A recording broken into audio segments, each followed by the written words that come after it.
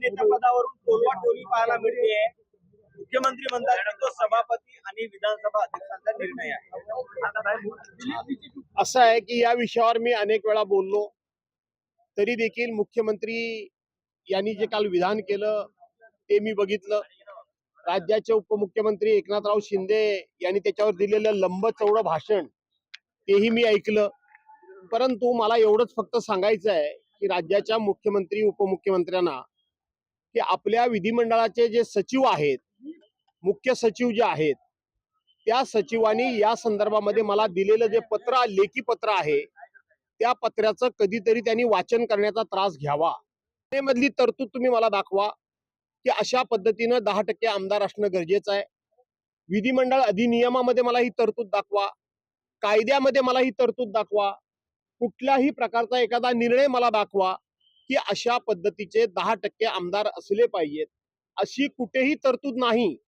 आणि तशा प्रकारचं लेखी पत्र मी सचिवांना देऊन त्यांच्याकडून उत्तर देखील घेतलेलं आहे की 10% सदस्य संख्येची अट कुठेही नाही. परंतु हे मुख्यमंत्र्यांना माहित नसेल का? तर नक्की माहिती असेल. परंतु देताना मात्र 10%ची अट आणि घेताना ती अट विसरायची ही यांची प्रवृत्ती आहे. पण सातत्यानं सभापती पण असं म्हणतायत की योग्य वेळ आल्यावर निर्णय देऊ. तर योग्य वेळ कधीची वाटते तुम्हाला? असं आहे की शेवटी गेल्या 2022 पासून या विधिमंडळाचे धिंडवडे काय निघतायत ते आपण बघितलेले आहात. हे ज्या वेळेला उद्धव साहेबांचं सरकार पडलं तेव्हापासूनचा जर इतिहास आपण बघितला तर उपसभापतींना आमदारांनी केलेली बंडखोरी किंवा पक्षांतर्गत बंदी विरोधी कायद्यावर त्या ठिकाणी कुठलाही निर्णय घेण्याचा अधिकार नाही आणि विधानसभेच्या अध्यक्षांची निवड करण्याचा अधिकार दिला. आणि त्या वेळेपासून या विधिमंडळाच्या नियमांचं, कायद्याचं, प्रथेचं, परंपरेचं कसं वाटोळं लागलेलं आहे याची अनेक उदाहरणं मी सांगू शकेन. त्यामुळं सातत्यानं खोटं बोल पण रेटून बोल हा कारभार गेले अनेक दिवस सुरूच आहे. उदय सामंत असं म्हणजे भास्कर जाधव आक्रमक नेते आहेत, त्यांना विरोधी पक्ष नेते पद देतील असं मला वाटतं. ठीक आहे, उदय सामंतांनी माझ्याबद्दल जर अशा पद्धतीचं एक सहानुभूती म्हणा किंवा आदराची भावना व्यक्त केली असेल तर मी आक्रमक आहे म्हणून मला देत नाहीत विरोधी पक्ष नेतेपद. अशा पद्धतीचे ते संकेत देतात. याच्यामध्ये निश्चितपणे माझा सन्मान आहे, माझा गौरव आहे की एवढ्या मोठ्या संख्येनं सत्ताधारी पक्षाकडं संख्याबळ असताना ते मला घाबरतात. हा माझा सन्मान आहे. राष्ट्रवादीची काल सही नव्हती, विरोधी पक्षाकडून हे पत्र गेलं होतं असं मुद्दा मुख्यमंत्र्यांनी काढला. काही त्यांचं वेगळं निर्णय चालू होतं आम्हाला माहिती नसतं. ठीक आहे, राजकारणातला एका दुसरा चिमटा काढण्याचं काम मुख्यमंत्री करत असतात, ते करतात, आम्ही देखील करतो. परंतु राष्ट्रवादीचे गटनेते काल हजर नव्हते म्हणून आम्ही त्यांची सही केली नाही. कारण कॅमेऱ्यामध्ये आता सगळं दिसतं. उद्या त्याच मुख्यमंत्र्यांनी त्यातली ही चूक काढली असती की कुठेही गटनेते दिसत नाही आणि त्यांची सही कशी. म्हणून आम्ही सत्याचा आलाप होऊ देत नाही. आम्ही खरं ते समोर ठेवतो, बाकीचे लोक खरं लपवतात. आठवण करून देणार आहात तुम्ही पुन्हा एकदा अध्यक्षांना, कारण काँग्रेसचं शिष्टमंडळ आता पुन्हा एकदा सभापतींकडे जातंय. परिषदेसाठी ते पत्र देणार असल्याचे तुम्ही कळते. सुद्धा विधानसभा विरोधी पक्ष नेतेपदाची आम्ही जे आता बोलतोय ते केवळ विधानसभेच्या विरोधी पक्ष नेतेपदाकरता बोलत नाहीये, तर विधान परिषद आणि विधानसभा दोन्ही सभागृहाच्या विरोधी पक्ष नेतेपदाची निवड त्यांनी करावी आणि लोकशाहीची त्यांनी इब्रत राखावी, लोकशाहीचा मान सन्मान करावा. अशा पद्धतीचा आमचा आग्रह दोन्ही सभागृह करता राहणार आहे, एकाच सभागृहात. तर काही लोकवाहिन्यांवर अशी बातमी चालली आहे तुमच्या नावात बदल करून विरोधी पक्ष नेतेपदासाठी आता आदित्य ठाकरे यांचं नाव चर्चा सुरू आहे. काय तथ्य याच्यामध्ये? मला वाटतं मी अशी बातमी कुठलीही बघितलेली नाही, वाचलेली नाही, ऐकलेली नाही. महाविकास आघाडीतील उपमुख्यमंत्री पद हे घटनाबाह्य नव्हतं असं सवाल उपस्थित करण्यात आले. कारण विरोधी पक्ष देता येत नाहीये. उद्धव साहेब बोलले ते 100% बरोबर आहे.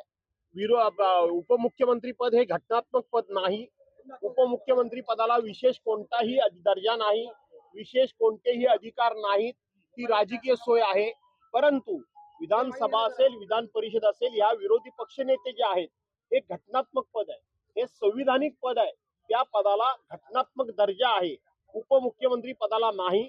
ते फक्त शोभेचं आणि शोचं पद आहे. तुमच्या काळात शिक्षक कायदा हा प्रकारे पडणार होता. तो नामंजूर महिलांबद्दल कुठल्याही प्रकारचा या सरकारच्या मनामध्ये आदरभाव नाही.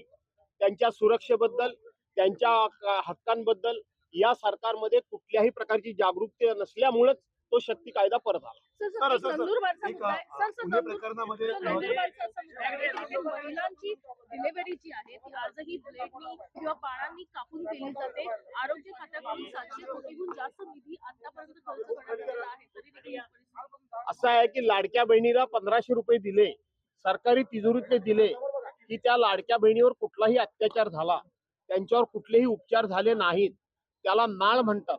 नाळ ती ब्लेडनी कापली जाते असं तुम्ही म्हणता. असं जर असेल तर हे सरकार, मी मगाशी म्हटल्याप्रमाणे, फक्त 1500 रुपयामध्ये आम्ही मतं विकत घेतली म्हणजेच सर्व झालं अशा एका भावनेमध्ये आणि अहंकारामध्ये वावरते.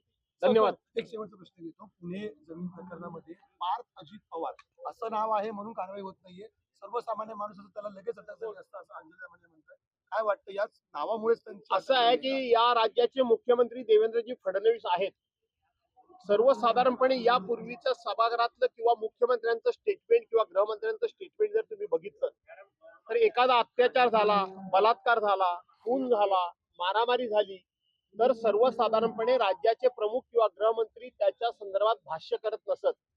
पहिल्यांदा चौकशी होऊ द्यायची आणि मुख्यमंत्र्यांनी एखादं भाष्य केलं तर त्याचा चौकशीवर विपरीत परिणाम होतो आणि म्हणून मुख्यमंत्री किंवा जबाबदार मंत्र्यांनी त्या संदर्भात भाष्य करू नये अशा प्रकारचा संकेत आहेत. परंतु आपले मुख्यमंत्री ज्यांना वाचवायचं असेल त्यांना अगोदरच क्लीन चिट देऊन टाकतात. न्यायालयाचं काम अगोदरच मुख्यमंत्री करतात आणि म्हणून मुख्यमंत्री आहेत त्यामुळं काहीही करा ही भावना बळावलेली आहे.